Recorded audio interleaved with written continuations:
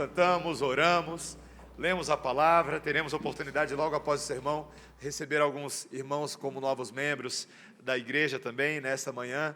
E um aviso que de tempos em tempos a gente dá é que a nossa igreja é uma igreja que se alegra muito em receber as crianças no culto. Nós temos o entendimento bíblico de que as crianças fazem parte do pacto. E para nós é uma bênção que elas estejam no culto conosco. E isso também carece de nós, principalmente os adultos, que nós sejamos bastante pacientes com as famílias, com suas crianças, com seus filhos, especialmente os filhos pequenininhos.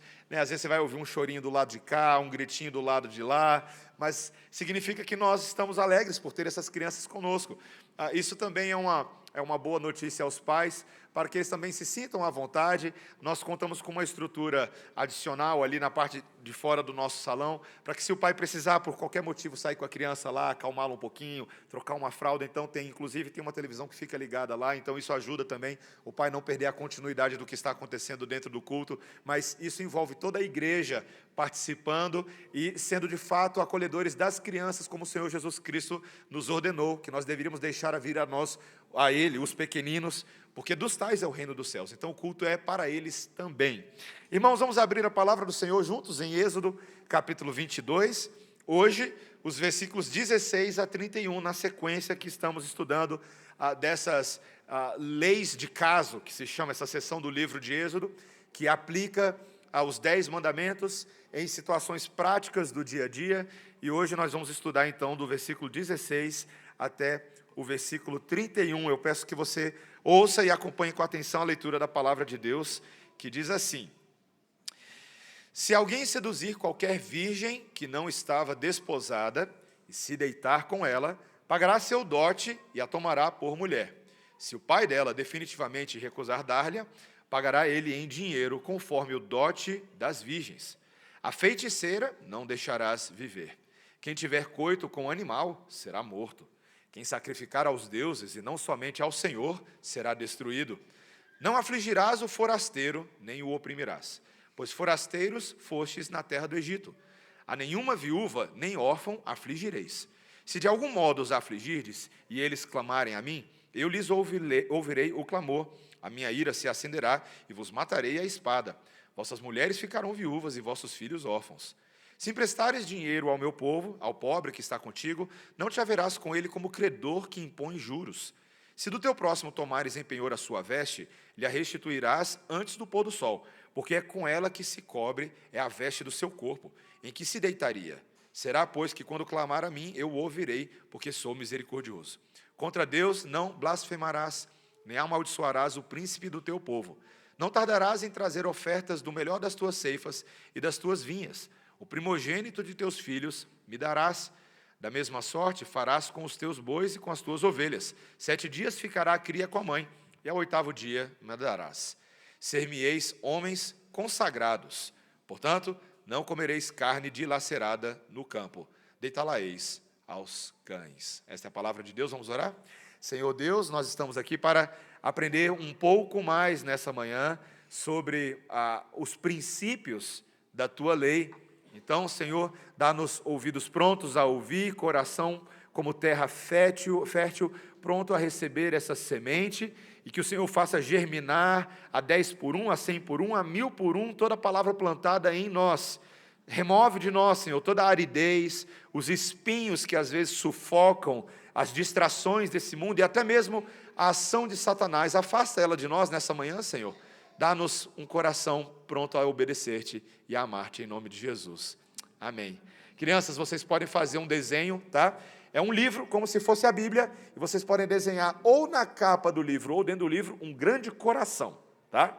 Então pode desenhar como se fosse assim, uma Bíblia, aí ou na capa ou dentro do livro pode fazer um coração grandão. Se tiver aí um lápis de cor ou um giz de cera, pode pintar de vermelho, ou somente fazer com a caneta ou com lápis mesmo, tá bom? Meus irmãos, sempre tem aquela época do ano em que nós temos as chamadas datas comemorativas do amor, não é?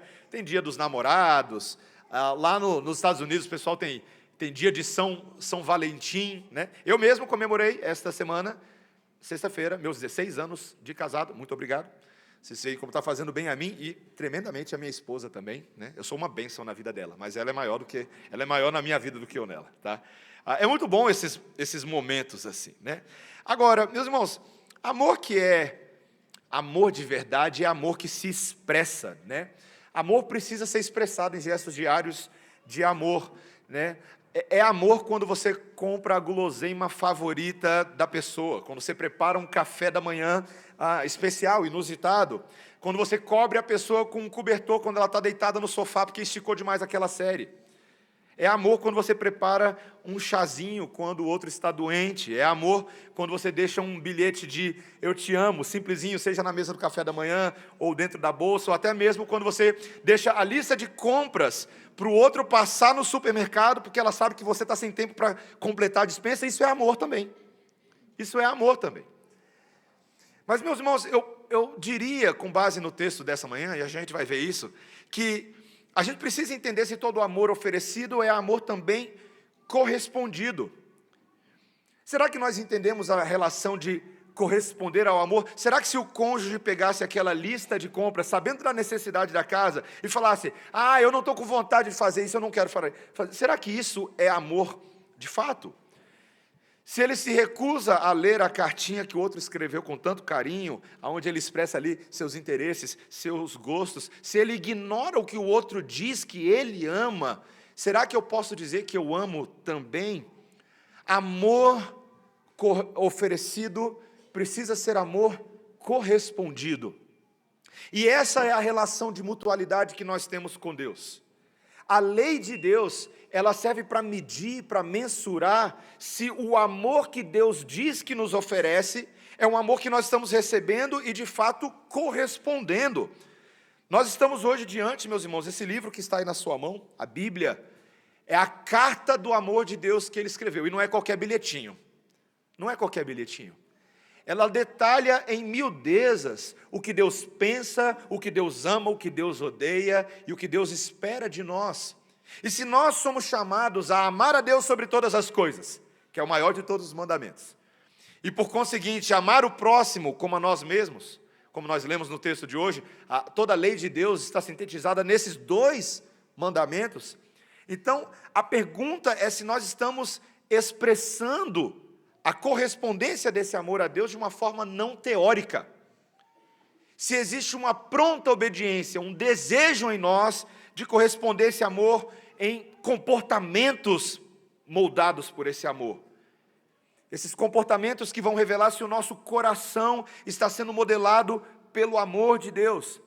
E o texto de hoje mostra que a gente vai perceber se esse amor correspondido está presente em nós, se nós dermos a devida importância à lei de Deus na nossa vida prática, ainda que ela possa pedir de nós coisas profundamente radicais, coisas difíceis, mas coisas que mostram que Deus está em primeiro lugar nas nossas vidas. Então, aqui nós temos aquela continuidade das leis civis e leis religiosas. A gente já viu leis de propriedade, leis dos escravos, mas a gente vai ver nessas de hoje aqui, pelo menos 3 características do amor para nós, tá? O amor é responsável, o amor é zeloso para com Deus acima de tudo, e o amor é caridoso para com o próximo. Vamos ver essas 3 coisas, tá? Primeiro, como que o amor de fato tem que ser responsável. Meus irmãos, lembrem, essa sessão que a gente está lendo é uma sessão que ela tenta pegar todos os princípios que já haviam sido nos dados nos 10 mandamentos, e agora mostrar na prática como que nós aplicamos em várias circunstâncias diferentes da vida, aqueles 10 princípios orientadores da nossa vida, que é a lei moral de Deus.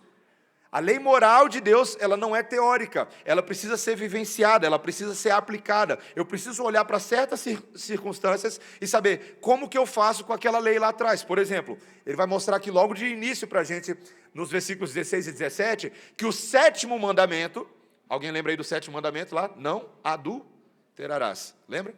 Que esse mandamento ele se aplica numa situação muito prática. Veja aí o versículo 16. Se um homem seduzir uma virgem que não esteja prometida em casamento e se deitar com ela, deverá pagar o preço do dote e casar-se com ela. Veja que o texto vai falar agora de uma situação que poderia acontecer na sociedade, que é essa sedução geral de pessoas que não têm o temor de Deus no coração. Elas se seduzem sem compromisso, né? Engraçado, né? Parece que a Bíblia é hipercontemporânea. Parece que as coisas que a gente lê na Bíblia são exatamente o que a gente precisa hoje. Eu conversei com um jovem, não tem muito tempo, e esse jovem veio com aquele velho argumento, falando assim: pastor, eu não me recordo de ler nenhum versículo na Bíblia que diga que a gente não possa ter relação sexual antes do casamento. Eu falei para ele: você não está lendo a Bíblia. Você desconhece a Bíblia. A Bíblia cobre todas as áreas essenciais e substanciais da nossa vida. Está aqui clarissimamente. Se um homem seduzir uma mulher que não estava prometida a ele, que ele não está entrando numa relação matrimonial com ela, ele tem que arcar com as consequências dos atos dele. E no caso aqui, a consequência é justamente que, veja, não é que o texto está dizendo que não haja algum grau de consentimento mútuo. Muitas vezes existe esse grau. Nem tudo é uma relação abusiva, nem tudo a gente está falando que é estupro, veja.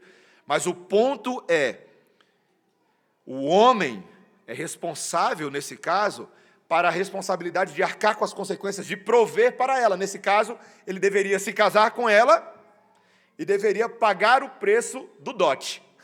O preço do dote. E é interessante que o texto fala que se o pai se recusasse a dar-lhe em casamento, ainda assim ele tinha que pagar o preço do dote. Alguém sabe quanto que era o preço desse dote? Eram vários salários mínimos por um resto de uma vida inteira. O preço do dote não era pequeno. Ou seja, as consequências de nós não sermos responsáveis com os nossos impulsos carnais, de não mensurarmos, não calcularmos o custo de um amor desenfreado, que na verdade é um amor egoísta, é porque agora, pelo resto da vida, esse homem, pelo menos, vai ter que trabalhar para pagar, né? E era assim que acontecia. Quando o homem ele não tinha dinheiro para pagar aquilo que era responsabilidade, ele ia ter que lavar a louça. Ele ia ter que trabalhar. A gente lembra aí, por exemplo, de Jacó e Labão, no qual Jacó se submeteu àquele rito para poder casar-se com uma das filhas. Ele não tinha condição de pagar. Meus irmãos, nós estamos vivendo dias extremamente irresponsáveis. Vocês não percebem isso? A discussão de aborto voltou, e voltou forte, não é? Estão acompanhando as notícias aí? E justamente, meus irmãos, o problema é quando as pessoas tentam fazer regra em cima dos casos de exceção. Isso é um grande problema. Mas a maioria dos casos não são casos de exceção. A maioria das pessoas que cogitam aborto, seja o rapaz que bebeu um pouco demais, ou a moça que não ouviu o conselho da mãe, não ouviu o conselho do pai, a maioria dessas pessoas não quer assumir as consequências daquilo que foi feito. Novamente, cuidado com essa ideia de tentar criar regra a partir só das exceções. A maioria das pessoas não são as exceções. A maioria das pessoas são pessoas que sabem muito bem o que elas estavam fazendo. Nós somos responsáveis pelos nossos atos. E meus irmãos, o Evangelho ele é tão maravilhoso porque ele dá a oportunidade, não para desfazer o que foi feito antes, mas para, em obediência a Deus, em obediência à palavra de Deus e em amor a Deus, arcar com as consequências. Todo mundo conhece a história de Zaqueu. A gente ensina as crianças a música de que Zaqueu subiu na árvore. Mas o que me fascina na história de Zaqueu é porque a partir do momento que Jesus chega debaixo daquela árvore e fala assim: Zaqueu, desce depressa, eu vou lá na sua casa hoje. E Zaqueu entra em contato pessoal com Jesus, e esse contato com Jesus transforma a vida desse cobrador de impostos, a ponto que ele mesmo voluntariamente fala: eu vou restituir 4 vezes mais de tudo que eu tomei das pessoas indevidamente. O que é isso, meus irmãos? É um coração agora que não tem problema em arcar com as consequências quando ele percebe que Jesus já arcou com as nossas consequências. O Evangelho faz isso. Quando a gente percebe que Jesus, como a gente lê lá em Isaías 53, que ele levou sobre si as nossas enfermidades, causadas pelos nossos pecados. Ele arcou com as nossas consequências, voluntariamente, por amor.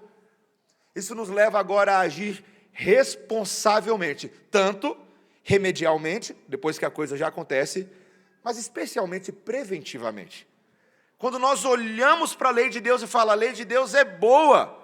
Jovens, vou falar mais uma vez, jovens, a lei de Deus é boa e protege vocês de cometerem burradas. Todo mundo aqui tem alguma história, meus irmãos. Até casais já casados falam assim: lá na época do namoro foi complicado. Mas muitos casais mais velhos diriam que se eles tivessem a oportunidade de mentorear os casais mais novos, eles alertariam para os próprios erros que eles cometeram, não é verdade? Então, casais mais velhos, façam isso. Peguem os casais de namorados mais novos da igreja, façam isso. Ordem do pastor Mateus, pronto.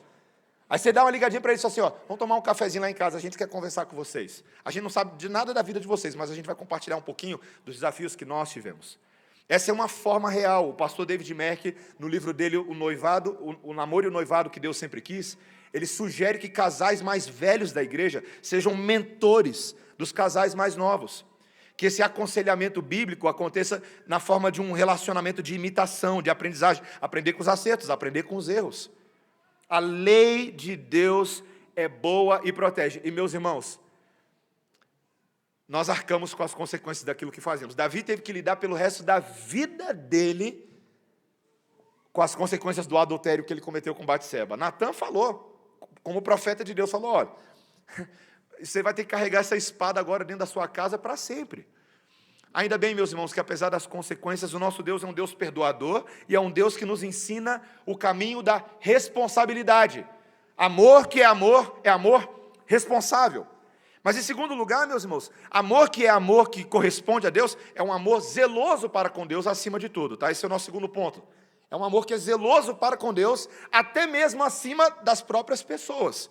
Porque, meus irmãos, o texto agora vai entrar nos versículos 18, 19 e 20, com leis acerca do primeiro mandamento. O primeiro foi o sétimo mandamento, mas agora, o primeiro mandamento é, adorarás a Deus sobre todas as coisas, ou seja, não terás adoração a outros deuses, você não pode colocar outros deuses como prioridade. E, meus irmãos, isso para Deus não era teórico, isso era muito prático, a ponto de ele comandar algumas coisas bem radicais. Se vocês perceberem, o versículo 18 é daqueles que dói só de ler. Vocês viram aí? Viram aí o versículo 18? Não podia permitir que uma feiticeira continuasse viva. Interessante, né? Essa lei ela é espelhada lá em Levítico, capítulo 20, versículo 27, ele diz, o homem ou a mulher que sejam necromantes, ou sejam feiticeiros, serão mortos, serão apedrejados e o seu sangue cairá sobre eles. Radical, né, meus irmãos? Mas veja, você percebe o que Deus está fazendo? Colocando as coisas no lugar certo. A feitiçaria era uma rebelião obstinada contra Deus e contra a sua autoridade. Todo mundo que praticava feitiçaria, necromancia, estava afirmando que existiam outros métodos, outras divindades, outros espíritos, que no fundo eram demônios, que orientavam nossas ações. Muitos desses eram a gente chamaria hoje talvez equivalente de satanistas. Eles claramente adoravam a demônios. Já contei que no Nepal, quando eu vi lá agora, recentemente, eu vi estátuas de demônios, e eles adoravam a demônios. Então Deus fala algo radical, mais radical do que eles mesmos faziam. Mata. Não deixa viver. No versículo 19, ele diz, quem tivesse relações sexuais com um animal, receberia pena de morte. Levítico 18, 23, também falava disso. Nem te deitarás com o animal, para te contaminares com ele, nem a mulher se porá perante o animal, para juntar-se com ele. É confusão. Meus irmãos, a gente vive num mundo tão maluco, tão doido, que essas coisas começam a ser aplaudidas pela sociedade. Começam a ser comercializadas. Essas coisas, por exemplo, eu estava lendo agora, lá que existe um grande movimento por parte da indústria pornográfica na Europa para legitimar a pornografia pedófila na internet. E as pessoas aplaudindo. Paulo fala em Efésios capítulo 5, que essas coisas que antes eram feitas só em oculto, agora elas se tornam objeto de glória entre os homens. Isso é um problema, meus irmãos. E Deus trata com severa punição. Porque o grande ponto, versículo 20, amarra basicamente toda essa ideia. Quem oferecesse sacrifício a algum Deus que não fosse Yahvé deveria ser morto. Esse é o grande ponto. Esse é o grande ponto. Todas as coisas, essas coisas, meus irmãos, vamos entender aqui por que tudo isso é tão radical. Porque essas coisas tornavam Israel impuro. E são as razões pelas quais Deus estava prestes a julgar as próprias nações na terra da promessa. Os cananeus seriam julgados pela prática dessas coisas, os ferezeus, os jebuseus, os heteus. E Deus queria que o seu próprio povo, os próprios hebreus, fossem cautelosos, do contrário, eles mesmos não teriam residência permanente na terra da promessa. Deus estava falando, do mesmo jeito como eu fiz vocês entrarem, eu faço vocês saírem.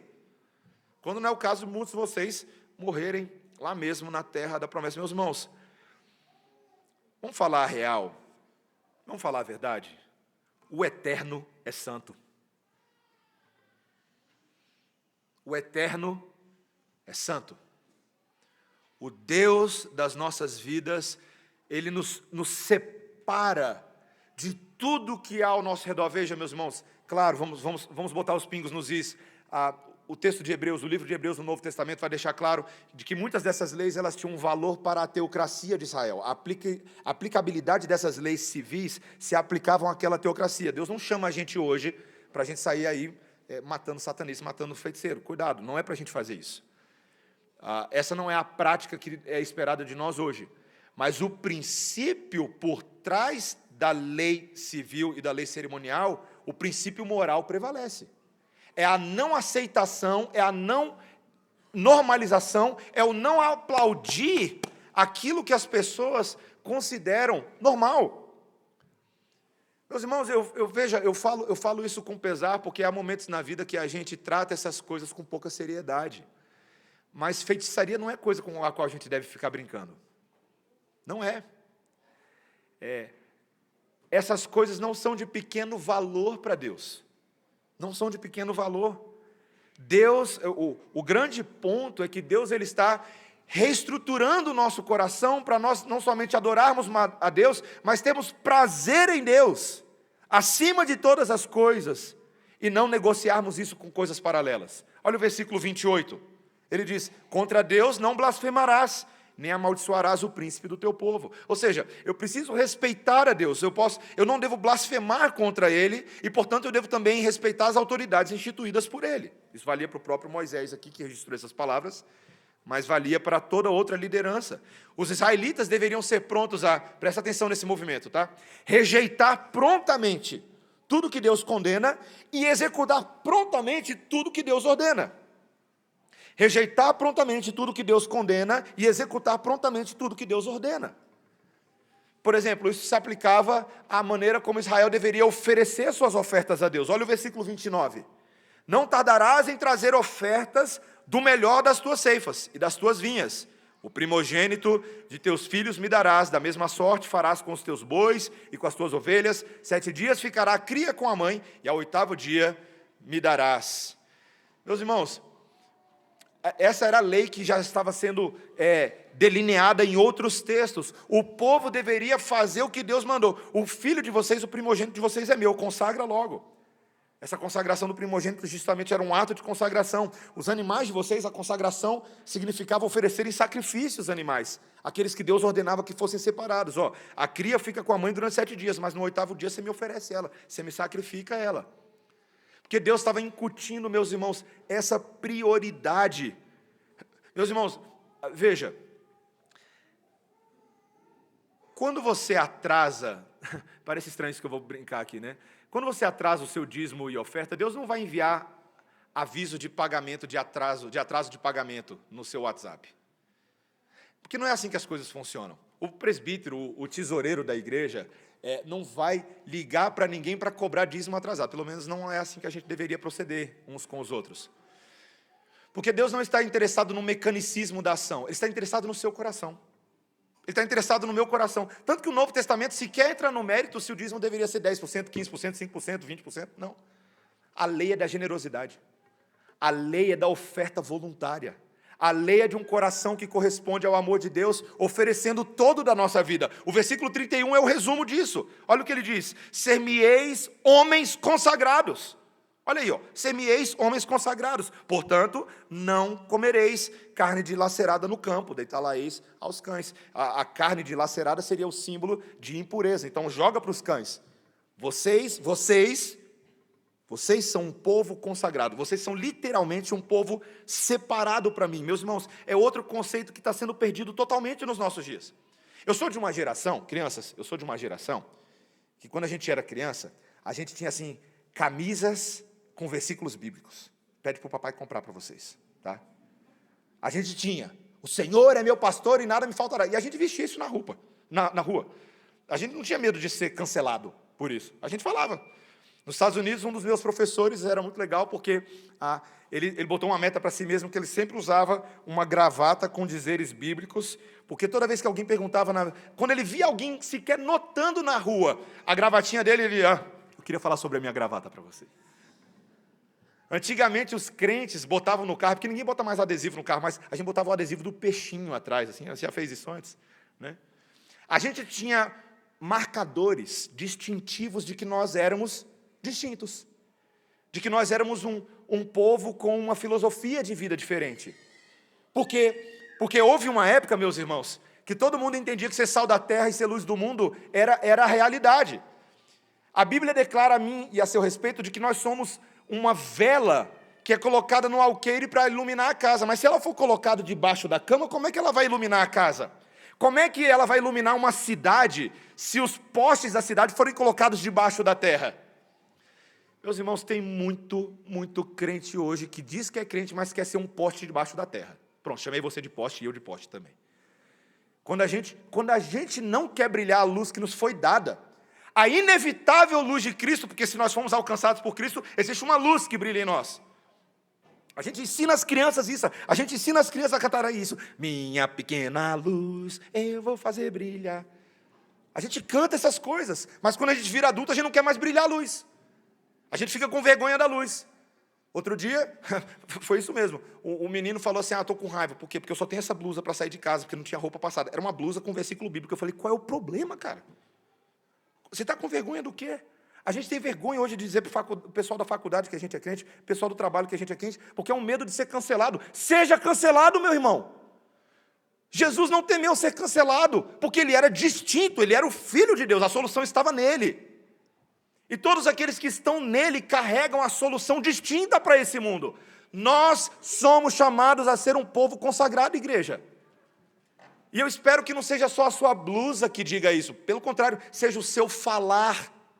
Seja o seu... Veja, por que a gente diz que crente não fala palavrão? Porque você é crente, cara. Tira esse palavrão da sua boca. Tira as chocarrices ou as brincadeiras que são tão frívolas que não edificam ninguém. Tira isso da sua boca. Troca a sua língua. Bota uma língua melhor dentro da boca. Fale coisas que edificam, como uma fonte que jorra para a vida e não uma fonte venenosa que jorra para a morte. Nós temos que ser distintos, meus irmãos. Novamente, eu sei que eu chovo no molhado, mas é porque essas causas me doem muito. A questão do aborto voltou. Como é que a gente vai ser distinto nesse assunto? Começa sendo distinto em oração. Começa sendo consagrado em não se esquivar desse assunto quando alguém pedir razão da esperança que há em você. Hoje à noite a gente vai falar disso no sermão. O nome do sermão hoje à noite é Apologia. Vai falar sobre isso. Fale, não tenha medo, seja distinto. Havia uma época em que os crentes deixavam de ouvir certas músicas, deixavam de ir a certos lugares, porque eles não queriam ser confundidos. E, meus irmãos, de alguma maneira, às vezes a gente se esquece que de vez em quando a gente deixa de ir a certos lugares, deixa de ouvir certas coisas, deixa de andar com certas pessoas, porque a gente quer brilhar a luz. Ontem a gente teve a oportunidade de ter a nossa festa caipira ali, né? E é sempre estranho, porque quando a gente faz uma festa caipira, o povo assim, vocês estão pulando festa junina, quermesse é São João, não é nada disso. Mas é o lembrete de que Deus é o Senhor de toda comida regional, Deus é o Senhor de toda música sertaneja, por incrível que pareça. Mas a letra dessa música tem que refletir o Criador, e não o cara que traiu a mulher que fez não sei o quê, não. O ritmo em si, quem deu foi o Senhor, mas é uma plataforma para glorificar o Senhor da música. Então, quando você vai botar música, se você vai ouvir uma moda de viola, eu espero que essa moda de viola consiga, de alguma maneira, exaltar a Deus e não contaminar o seu coração. A gente tem que fazer essas decisões, por quê? Porque a gente está buscando consagração, distinção. Meus irmãos, o chamado à consagração é feito por um Deus que é santo. Santo. E isso nós não podemos nos esquecer. A nossa liberdade é liberdade. Todas as coisas são lícitas, mas nem todas convêm. Todas as coisas são lícitas, mas nem todas edificam. Então, o parâmetro de julgamento da minha liberdade é a seguinte pergunta: isso que eu estou fazendo, de alguma maneira, produz glória a Deus ou oculta a glória de Deus? Isso que eu estou fazendo testemunha para as pessoas de que a minha vida é uma vida para brilhar a luz de Deus, ou de alguma maneira eu estou tentando botar um poste debaixo da terra?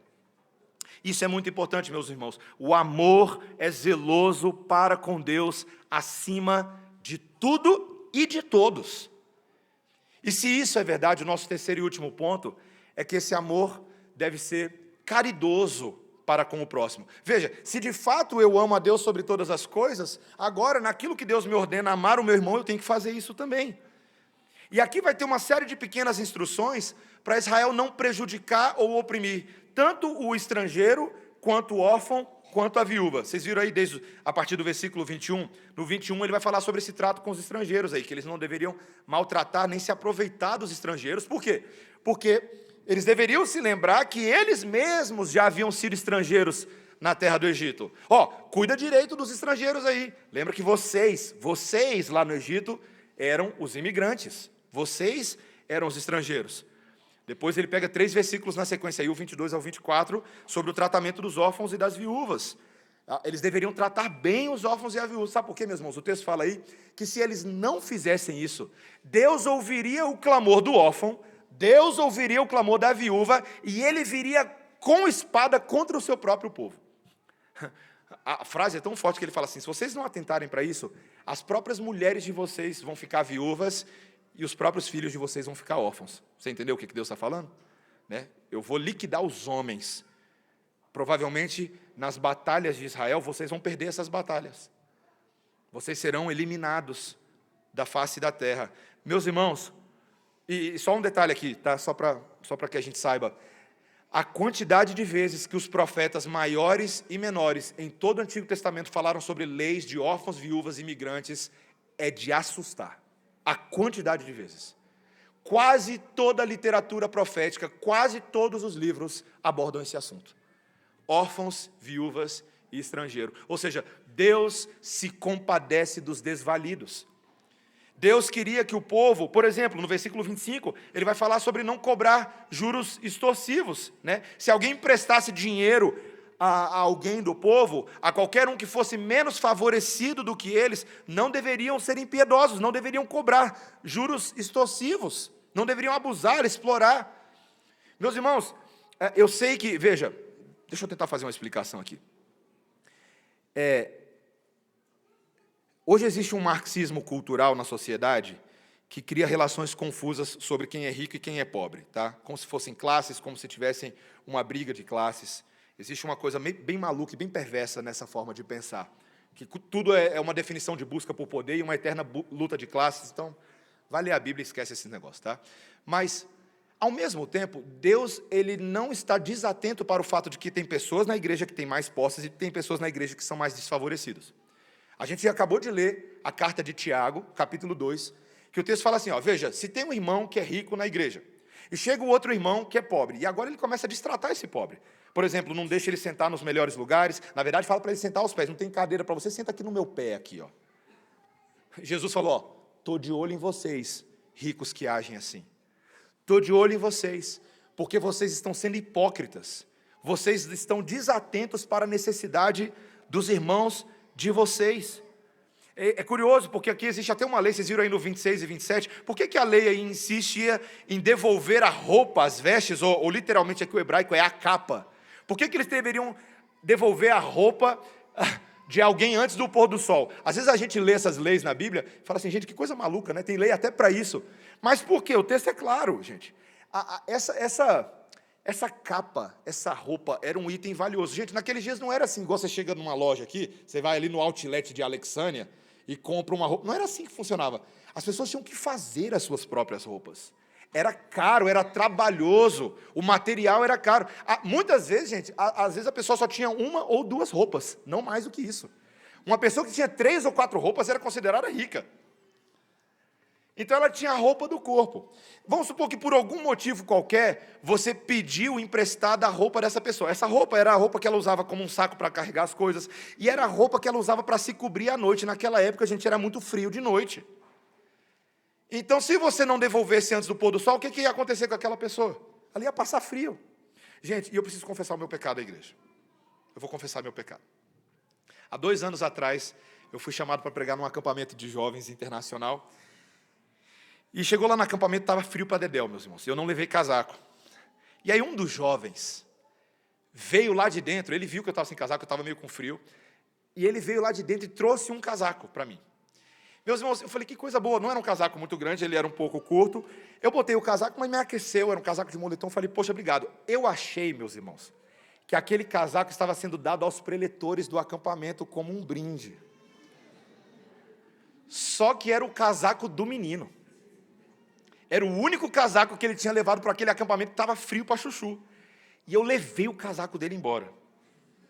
E eu preguei no primeiro dia de um acampamento de 5 dias. E ele ficou sem casaco 5 dias. Meus irmãos, não somente isso, como eu achei que o casaco era de brinde, eu fiquei com o casaco por um ano inteiro. Até que um ano depois, o pessoal do escritório do acampamento que eu preguei, eles me ligam e falam, pastor, então, você está com aquele casaco? Eu falei, tô, gosto demais dele, uso. Pois é, o acampante queria saber se você ia devolver. Eu falei, oh! Gente, eu confesso para vocês, eu chorei de tristeza. Porque eu fiquei pensando naquele menino passando frio naquele acampamento todos os dias. E aí eu pedi para o pessoal o endereço dele, da casa, eu queria ir pessoalmente lá. Eu fui na casa dele com uma caixinha de chocolate. Falei, meu irmão, me perdoa, está aqui o seu casaco de volta, depois de um ano de uso. Se você quiser, eu te compro um casaco novo. Ele, não, pastor, tudo bem, mas dava para ver o lamento nos olhos dele. Meus irmãos, só entre a gente aqui, já aconteceu de você pegar uma coisa e não devolver? Já aconteceu? Já aconteceu de você pegar um livro na biblioteca da UNB e nunca mais devolver na vida? Meus irmãos, tem que devolver o que não é nosso. Simples assim. Deus, o grande Deus do universo, criador de Andrômeda, da Alfa Centauri, se preocupa com o livro que você não devolveu. Ele se preocupa com o casaco que não é seu. Porque, meus irmãos, o grande ponto, e eu quero que você preste atenção, porque aqui a gente já está caminhando para o final, é porque Deus está ajudando esse povo a reconhecer que eles são chamados para algo além de manter as regras básicas de convivência. Deus está querendo um povo mais do que estar apenas preocupado com regras de convivência na sociedade civil. Deus quer um povo que incorpore o próprio caráter de Deus. Deus está falando assim, se você não devolver o casaco, eu vou me compadecer dele, porque eu tenho misericórdia. Misericórdia, meus irmãos, é uma palavrinha no latim, é uma tradução que a gente tem de verbos como, palavras como hesed no hebraico, mas é uma palavrinha que significa literalmente miséria compartilhada de coração. Misericórdia é isso, é tomar sobre si a miséria do outro. Eu posso não devolver o casaco, mas Deus não vai deixar a situação desse jeito, Ele vai cuidar dele. Nesse mundo existem muitos órfãos e viúvas e estrangeiros para os quais as pessoas não estão dando atenção, mas Deus dá. Deus dá. E Deus dá atenção, inclusive, dentro do próprio povo dele. Porque, meus irmãos, o Senhor quer que a gente tenha um coração de não sermos opressores, mas nos compadecermos dos oprimidos. E não dentro da linguagem do marxismo cultural, mas dentro da realidade da quebra do pecado. É olhar para um mundo quebrado, é olhar para um mundo caído, é olhar para as necessidades do meu irmão, que está na igreja sentando do meu lado, e me sensibilizar, e me compadecer, e amar de verdade. Medite nisso. Eu garanto para você que na eternidade o Pai, o Filho e o Espírito Santo estiveram sempre muito bem e muito bem quentinhos. Mas o Filho de Deus sai desse estado eterno e vem até nós, na frieza do pecado, porque isso aqui é congelante aqui embaixo. E Ele vem até nós, para se tornar Ele mesmo o nosso cobertor, cobrindo os nossos pecados, com o seu próprio sangue escarlate. É um cobertor de sangue. Maravilhoso, diga-se de passagem. Porque eu não poderia cobrir os meus próprios pecados. Meus irmãos, o Senhor Jesus Cristo denuncia aqueles fariseus, nós lemos hoje em Tiago 2 também, os judeus, que se achavam tão justos, mas se eles quebrassem apenas um ponto da lei, a verdade é que para Deus eles tinham quebrado toda a lei. Eles eram transgressores de tudo, está lá em Tiago 2, a gente leu hoje. Ele chega ao ponto de dizer, e eu abri aqui o texto de Tiago, eu quero que vocês prestem atenção, só ouçam, tá? Tiago 2:8. Se vós, contudo, observais a lei régia segundo a Escritura, amarás o teu próximo como a ti mesmo, fazeis bem. Se todavia fazeis acepção de pessoas, cometeis pecado, sendo arguidos pela lei como transgressores, pois qualquer que guarda toda a lei, mas tropeça em um só ponto, se torna culpado de todos os pontos. Porquanto aquele que disse, não adulterarás, também ordenou, não matarás. Ora, se não adulteras, porém matas, vens a ser transgressor da lei. falai de tal maneira e de tal maneira procedei como aqueles que hão de ser julgados pela lei da liberdade. Meus irmãos, como que alguém pode ser julgado pela lei da liberdade se quando a gente olha para a lei que está na nossa carne existe uma lei de escravidão? Não é verdade?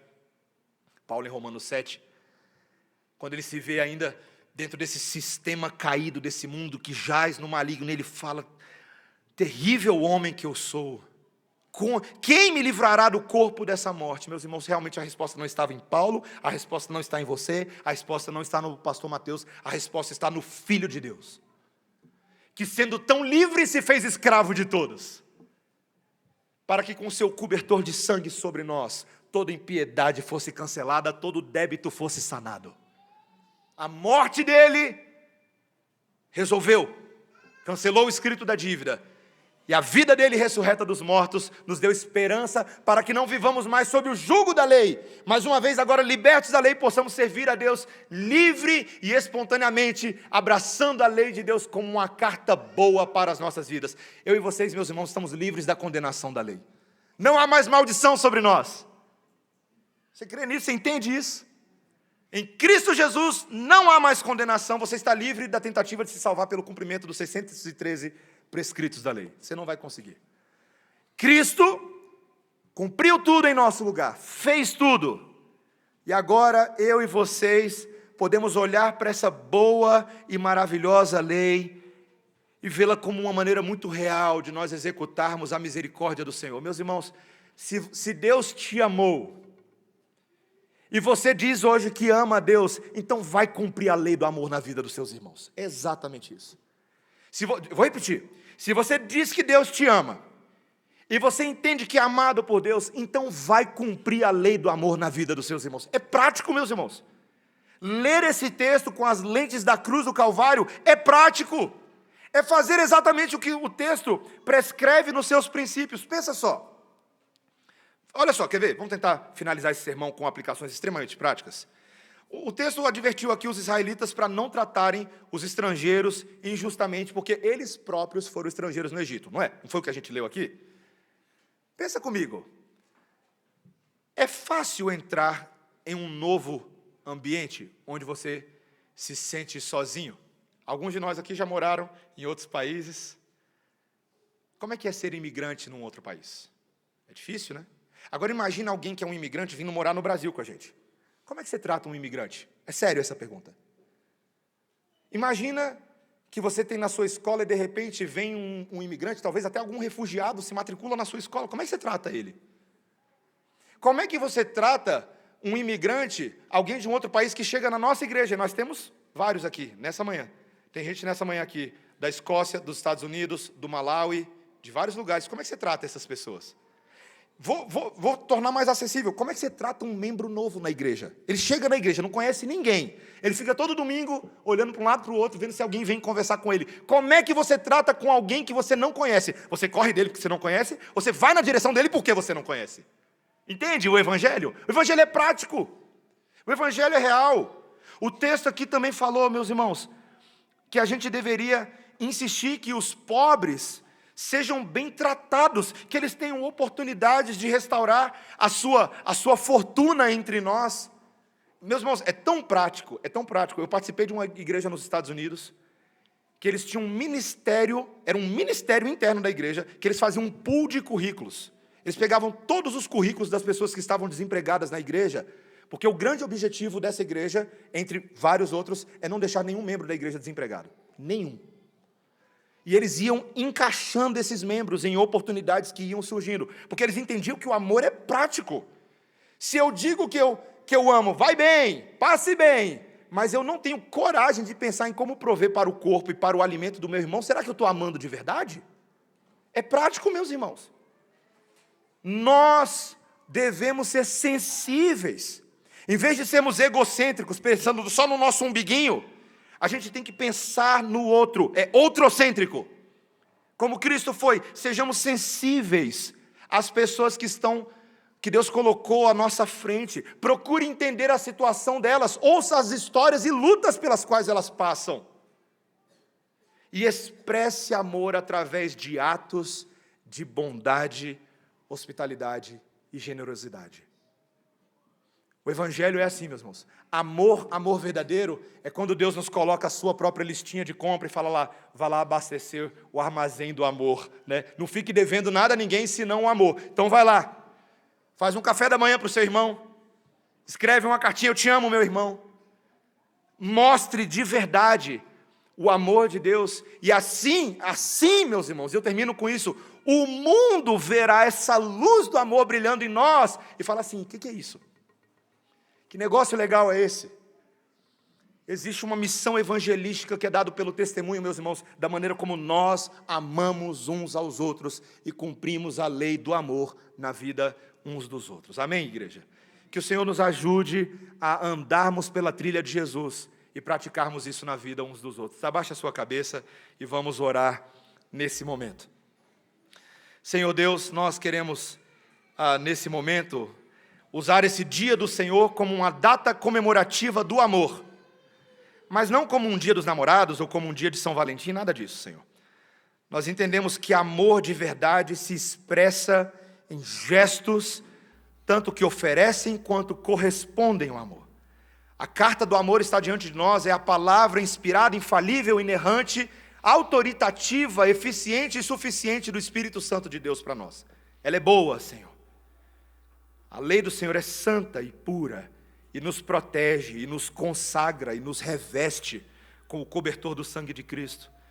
Senhor, obrigado porque somos nós, pela nossa tentativa de nos salvar, que faremos isso. A gente não poderia jamais alcançar isso, Senhor. Mas são os méritos do nosso Senhor Jesus Cristo, que não foi nem um pouco teórico em nosso favor, que obedeceu a Deus voluntariamente a ponto de se colocar naquela maldita cruz, para que, por meio desse comportamento redentivo dele, o amor do sangue dele nos alcançasse. Então, Senhor, leva-nos aos outros com essas leis muito bem estabelecidas dentro de nós, que o nosso amor seja responsável, Deus. Que o nosso amor seja zeloso para com Deus acima de tudo, e que o nosso amor seja caridoso para com o nosso próximo. Em nome de Jesus. Amém. Amém. Meus irmãos, antes da gente cantar um cântico, eu gostaria